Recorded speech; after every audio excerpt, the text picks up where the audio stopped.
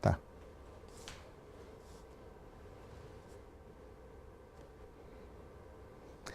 Olá, muito bom dia. Muito obrigado mais uma vez pela sua companhia. Está começando mais uma edição do programa Agronegócio e você vai ver a partir de agora. Brasil terá a maior safra de café da sua história neste ciclo. Consumo interno de café cresceu 3,5% e tende a manter essa tendência para o próximo ano. China, Hong Kong e Japão, estes foram os principais destinos da carne suína e de frango produzida em Santa Catarina. Região oeste do Paraná vive uma expectativa bastante negativa sobre a produção de soja deste ano. Ácido úrico, um problema que afeta milhares de pessoas, e você vai conhecer as plantas medicinais que controlam o ácido úrico. Especialista vai comentar sobre biocombustíveis. O programa Agronegócio está começando.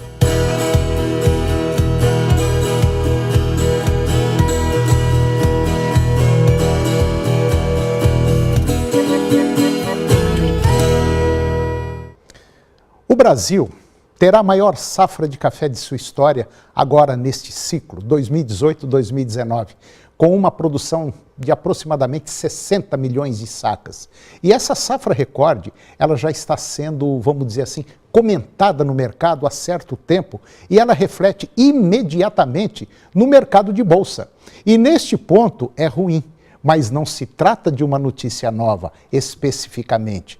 Com a crise climática dos últimos 3 anos, o Brasil esgotou os seus estoques de café, embora haja safra recorde.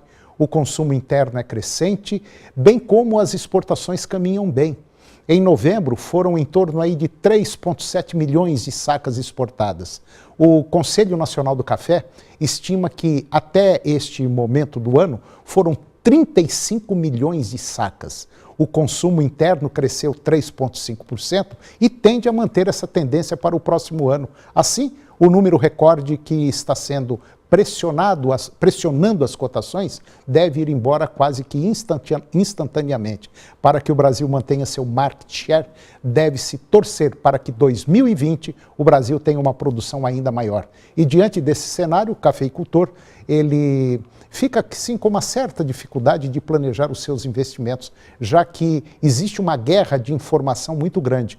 Por outro lado, a produção do café Conilon, que é o de melhor qualidade, também ganha destaque. E o Brasil é um dos grandes exportadores de café solúvel e se estima que a variedade volte a crescer no próximo ano, embora seja cedo para falar em números. China, Hong Kong e Japão. Esses foram os principais destinos da carne suína e também de frango, produzida lá em Santa Catarina. Somente no mês de novembro, 124 mil toneladas de carnes exportadas por Santa Catarina gerou um faturamento que passa dos 220 milhões de dólares. A carne de frango continua sendo o principal produto da pauta de exportações de Santa Catarina. Em novembro, foram 92 mil toneladas embarcadas, 30% a mais que no mesmo período do ano passado. As receitas geradas superaram 161 milhões de dólares, uma alta de 14% em relação a novembro do último ano. O grande destaque do mês foi o aumento nas exportações de carne suína. Só para você ter uma noção, Santa Catarina embarcou 32 mil toneladas do produto, 61% a mais do que no ano passado. E o faturamento com as exportações de carne suína, bateu na casa de 58 milhões de dólares, 33% de crescimento. Santa Catarina respondeu por 56% de toda a carne suína exportada pelo Brasil, ou seja, mais da metade das exportações brasileiras de carne suína são originadas de Santa Catarina. Quase todos os principais importadores de carne suína de Santa Catarina ampliaram as suas compras em novembro. A China e o Chile, por exemplo, compraram. Só o Chile aumentou em 295%, a China em 159%, a mais em relação a novembro de 2017. E agora vamos ver como anda o tempo para hoje no estado de Goiás. Para a maioria dos municípios, nós deveremos ter hoje tempo nublado, muitas nuvens, curtos períodos de sol. Alguns municípios terão chuvas isoladas, muitas nuvens e as chuvas em algumas áreas deverá vir acompanhadas de trovoada.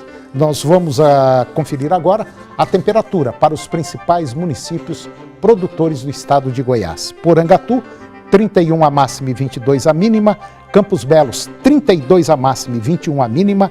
Ceres, 30 a máxima e 19 a mínima. Lusiânia, 28 a máxima e 17 a mínima. Jussara, 32 a máxima e 21 a mínima. Anápolis, 27 a máxima e 17 a mínima. Acreúna, 31 a máxima e 19 a mínima. Quirinópolis, 31 a máxima e 19 a mínima. Jataí, 32 a máxima e 18 a mínima. E Ipameri, 29 a máxima e 17 graus a temperatura mínima. E depois do intervalo, você vai ver que a região oeste do Paraná vive uma expectativa bastante negativa sobre a produção de soja deste ano. Ácido úrico, um problema que afeta milhares de pessoas. E hoje você vai conhecer as plantas medicinais que controlam o ácido úrico.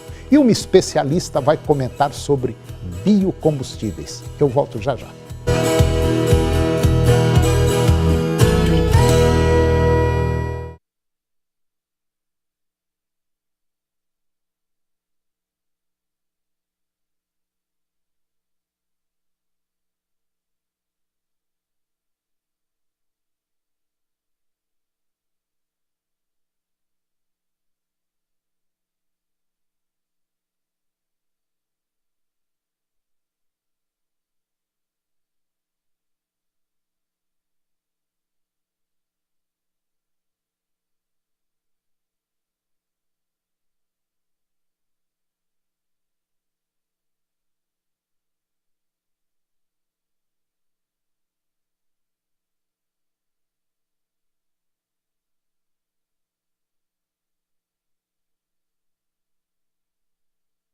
Né?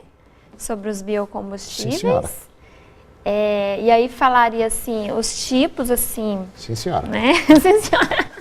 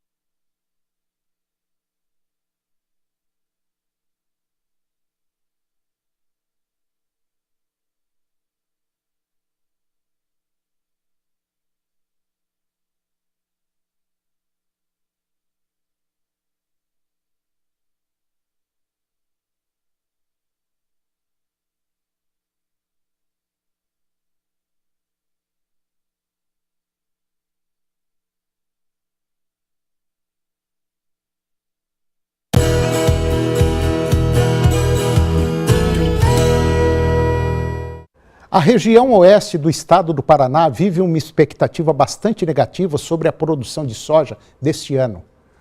Por lá, vários municípios estão há mais de 20 dias sem cair uma gota de água. E as lavouras que estão na fase de enchimento de grãos começam a definhar. Segundo produtores e empresas que atuam na região, a situação é preocupante, já que em algumas áreas mais de 60% da plantação já foi perdida. Se não chover, a situação pode piorar e levar às perdas totais. Desde a metade do ano, as previsões meteorológicas comentavam a possibilidade de influência do El Niño. Inclusive, nós falamos isso aqui. Nos alertas era ressaltado que o fenômeno ainda não estava configurado. Seria de fraca intensidade e a influência sobre o clima brasileiro seria diferente do normal. E agora eu vou conversar com a professora Mara Rúbia Silva Miranda. Ela é engenheira mecânica, ela é pesquisadora de biocombustíveis e ela é professora do IPOG. E nós vamos falar de um tema interessante, nós vamos falar sobre produção de biocombustíveis em nível nacional e especificamente aqui na região centro-oeste e em Goiás. É isso mesmo? Isso mesmo, bom dia. Bom dia, Antônio. tudo bem? Tudo bem. Professora Mara Rúbia, como é que está a situação da produção de biocombustíveis no país? Bom, biocombustíveis, né, primeiramente para o pessoal, né, entender o que é. Ele é proveniente, né, de biomassa, né, ele é produzido através de biomassa, que é uma fonte renovável, né. Não é um assunto novo, né, porque a gente tem pesquisado isso, né, a gente tem várias instituições que estão à frente disso, só que de uns anos para cá essa pesquisa tem se tornado mais efetiva, né. Então, o Brasil hoje, ele é rico em resíduos agroindustriais, e a gente utiliza esses resíduos agroindustriais para produzir, né, os biocombustíveis. Né? E aí, assim, alguns tipos mais conhecidos a gente pode citar é o bioetanol. Né? A gente, em Goiás, aqui, vamos falar da região centro-oeste, né, como um todo, que nós somos ricos, né, em usinas, principalmente de cogeração, que hoje essas usinas estão cogerando também, porque elas estão usando tanto a cana como o bagaço, né? Fazendo então essa parte de cogeração, né? E aí o bioetanol hoje tem vários estudos também através do milho, não só da cana.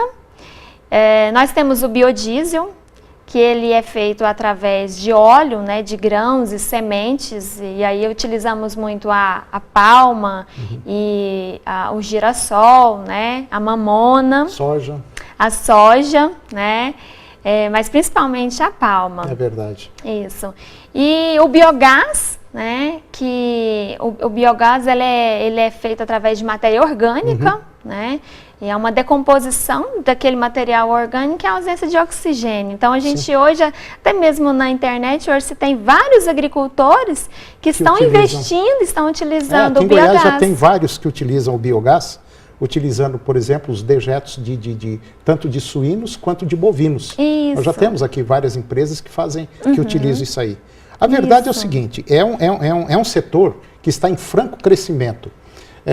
E pode ter certeza absoluta que o Brasil é a bola da vez na produção de biocombustíveis. Isso, né? Isso.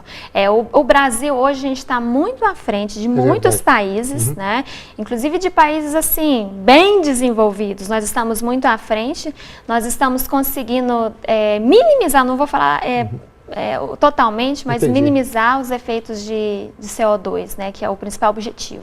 E só como curiosidade, Goiás é o segundo maior produtor de bioetanol, de álcool, do país. Então, a gente produz muito álcool e nós somos o segundo colocado. E até eu queria deixar aqui uma observação para o próximo governador do estado de Goiás, o senhor Ronaldo Caiado, que nós podemos fazer uso, sim, dos nossos dejetos aqui em Goiânia, Aparecida e Anápolis também. Nós temos quantidade suficiente para fazer geração de gás e geração também de fertilizante através dos dejetos aqui de Goiás, de Goiânia, principalmente Goiânia, Aparecida e Anápolis. Certinho? Isso. A importância hoje, né, principalmente da gente estar fazendo a utilização desses resíduos que antes a gente não tinha nem como. É verdade, né? É verdade. Fazer a utilização deles. Então hoje a gente tem como reutilizar, criando produto e gerando emprego e preservando o meio ambiente. Preservando o meio ambiente e sendo sustentável. E é isso que hoje o Brasil está buscando através dessas pesquisas dentro do biocombustível. Bom, eu conversei com a professora lá do IPOG, Mara Rúbia Silva Miranda, e falamos sobre biocombustíveis. Professora, muito obrigado e eu espero a senhora mais vezes aqui, ok? Obrigada. E depois do intervalo nós vamos falar sobre mercado de reposição, que segue com bom ritmo de negociações. E também vamos falar sobre o problema que afeta milhares de pessoas, o ácido úrico. É um minutinho só e eu volto já.